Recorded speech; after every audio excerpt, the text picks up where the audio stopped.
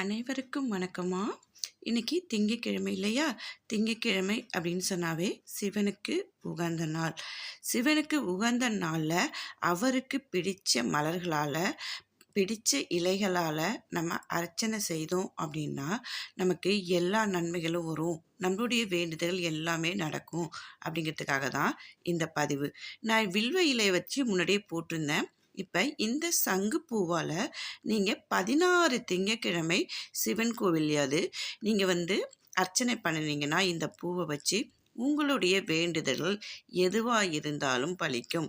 இதை சிவனுக்கு மிகவும் பிடித்த பூ அப்படின்னு சொன்னால் சங்குப்பூ.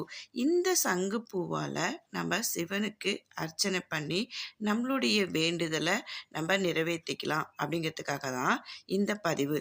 இது மாதிரி நல்ல தகவல்கள் உங்களுக்கு வேணும் அப்படின்னு நீங்கள் நினச்சிங்கன்னா என்னுடைய சேனலை சப்ஸ்கிரைப் பண்ணிக்கோங்க. உங்களுக்கு பயனுள்ளதாக இருக்கும்.